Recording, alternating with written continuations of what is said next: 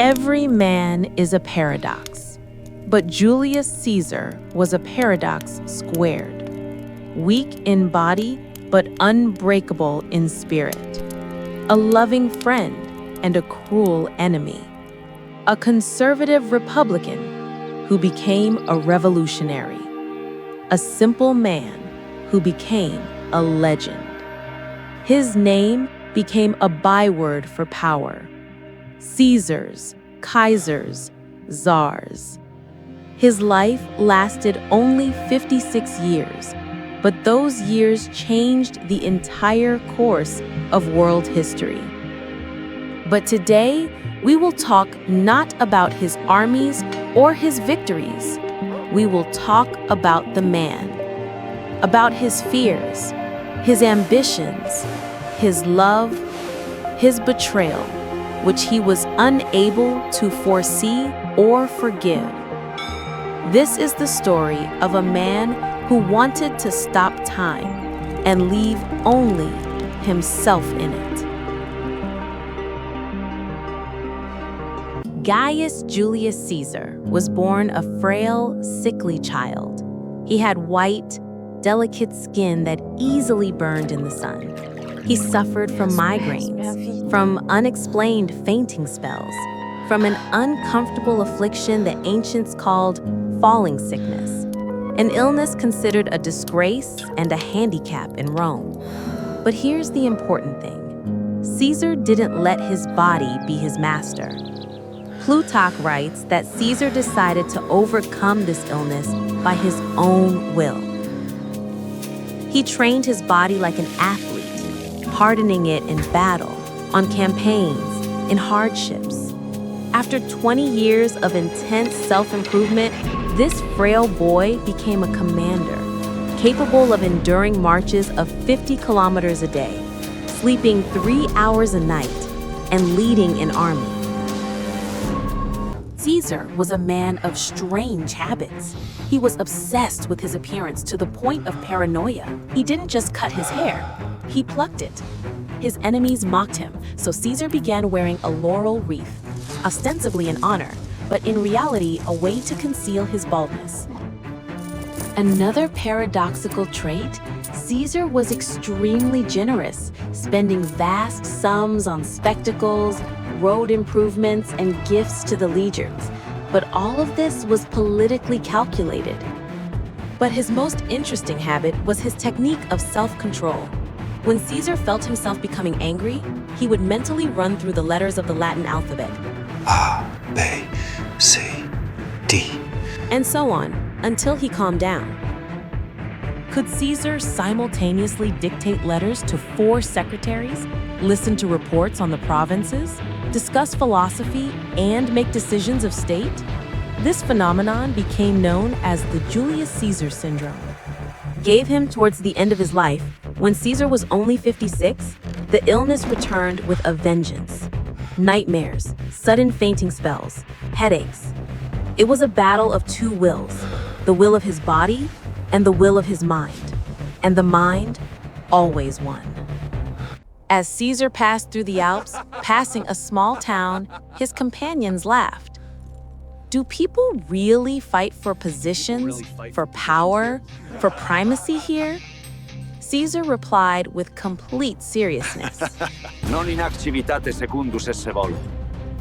Primus ubique esse debeo. Malo in hoc monte insignificante primus esse quam Roma esse secundus. This was no joke. It was his philosophy, his obsession, his religion. Caesar wasn't obsessed with wealth. He always had money. He wasn't obsessed with pleasure, though he knew that. Caesar was obsessed with greatness, to be first. He lived his life in a constant war with himself. When he's 30, he thinks about being 40. When he's 40, he makes plans for 50. And even when he's 56, when his health has already collapsed, when enemies have surrounded him, when friends have betrayed him, he still believes there's something undiscovered ahead, another peak, another triumph. Biographers call him a genius, but perhaps it was an illness, the illness of power, more severe than any epilepsy. His friend Cassius saw Caesar as a rival. His ally Pompey saw Caesar as a threat. And both were right, because Caesar saw in everyone only a rival, everyone a chance to be second, and this did not suit him. Everyone thinks Caesar was a man of passion. That's not true. Caesar was a man of cold calculation, hidden behind a mask of charm. The first triumvirate was a perfect example of his political genius. 3 men, Caesar, Pompey, and Crassus. 3 great figures. But Caesar understood one thing. If they were allies, they were also competitors. If one of them was too strong, he would become his enemy. His decision was truly cold-blooded. Caesar didn't hide from Cassius Dio, the historian recording his words, "I do not fear that they will show me friendship and I will show them enmity. I only fear that one of them will become my enemy while the other remains my friend." Thus, Caesar creates a situation in which both need him, but neither can defeat the other without his help. He becomes the hinge between 2 great forces. Brilliantly simple. He did the same with the senators. It's well known that after winning the Civil War, Caesar pardons his enemies, Brutus, Cassius, those who opposed him. He gives them positions, praises them, elevates them. Why? To show Rome that he's a man of mercy? No. So they'll think they've been forgiven, that they're safe, that they can trust him. But in reality, Caesar places them in prominent positions where they can't do anything against him, where they'll feel indebted. It's a trap wrapped in a gift. After his defeat at Pharsalus, Caesar pursues Pompey to Alexandria. There, he finds Egypt in the throes of civil war. 2 brother kings vie for power, and his sister, Cleopatra, is in exile. The love story of Caesar and Cleopatra began with a ruse. Cleopatra could not enter Alexandria openly. Assassins were searching for her.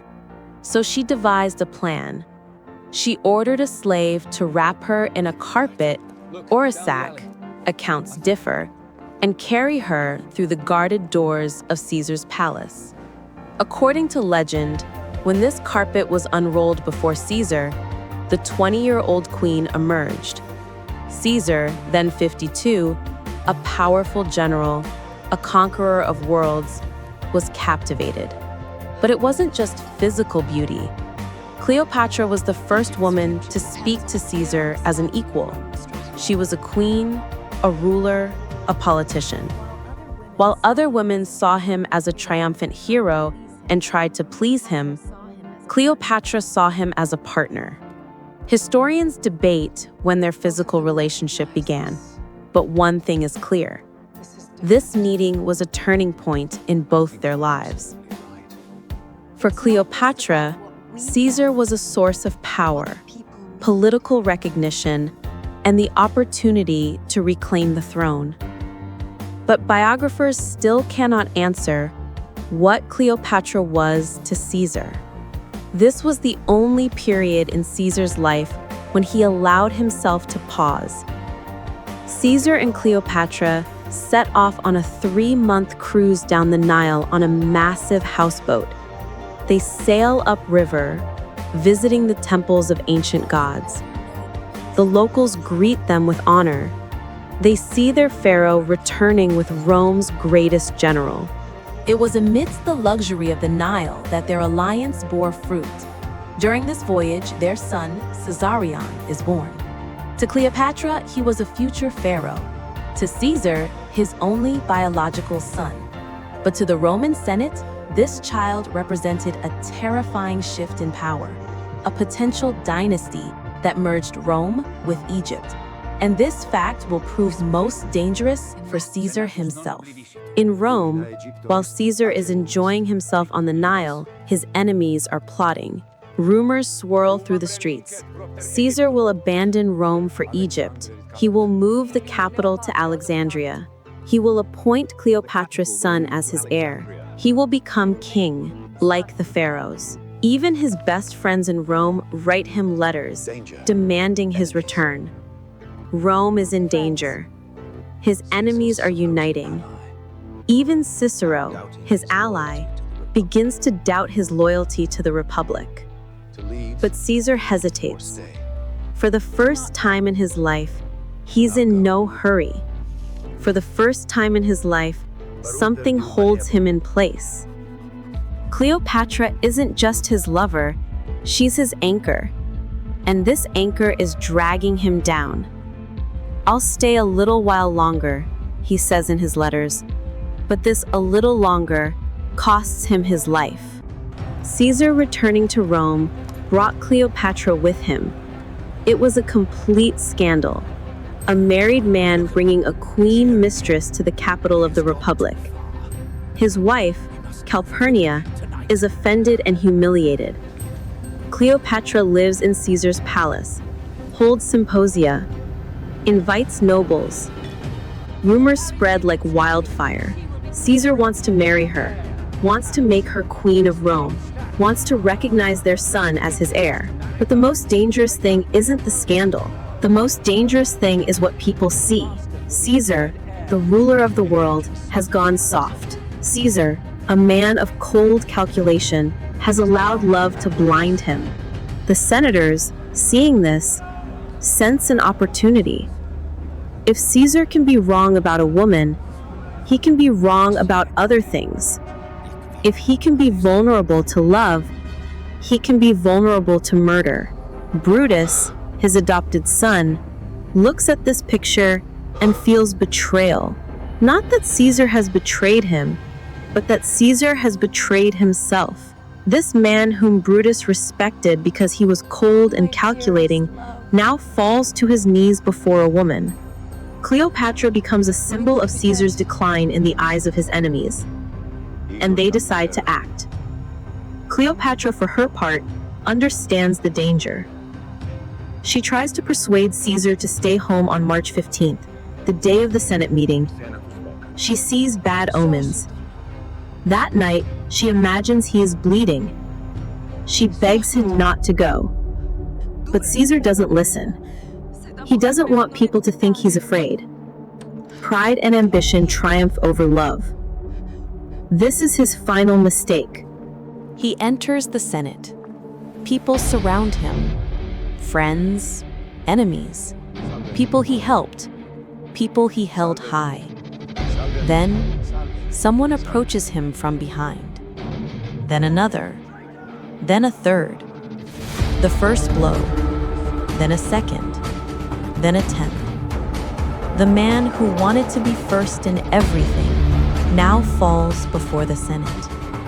His blood flows across the marble floor. His body falls at the foot of the statue of Pompey, his former friend. And so ends the story of the man who thought he could control the world. He didn't even control his own death. The assassins expected the people to support them, to hail them as deliverers from a tyrant. Instead, a rebellion occurred. The people loved Caesar. They saw him as a man who fought for them against the aristocracy, against the nobility, against a system that stifled the common people. The assassins were forced into hiding, and power passed to their enemies, Mark Antony and Octavian. The republic for which Brutus had fought fell even deeper than under Caesar. From it, the empire was born. Brutus, sensing defeat, soon committed suicide. A man shattered by the gulf between ideal and reality. But Caesar became eternal. His name became the most important title in history. Caesar, Kaiser, Tsar, all derive from his name. Titles of power that have been used by people for 2 millennia. July, the month of his birth, is named after him. Every time a person looks at a calendar, they see his name. His tactics, his strategy, his methods of governing the state are still studied in military academies. His comments on the Gallic War is read in schools and translated into every language on earth. The medical term Caesarean section bears his name, though no one knows whether he was born that way. His life inspired the greatest writers and filmmakers. His story is timeless. But his greatest legacy is the demonstration that one man can change the entire world. One man with an iron will and boundless ambition. Was his death a tragedy? Perhaps, but it was a necessary tragedy. His death saved Rome because it showed that no one can be stronger than the system. No one can rise higher than society allows. Gaius Julius Caesar lived 56 years. It was a short life by the standards of our time. But in those years, he managed to leave a mark that will endure for centuries. He was a man of paradoxes, weak in body and strong in spirit, a loving friend and a cruel enemy, a Republican turned revolutionary, a man who wanted to stop time and leave only himself in it. Ultimately, it doesn't matter how Caesar lived. What matters is how he died and how he lived in people's memories. His blood dried 2,000 years ago, but his name flows in the blood of history. And that is his triumph.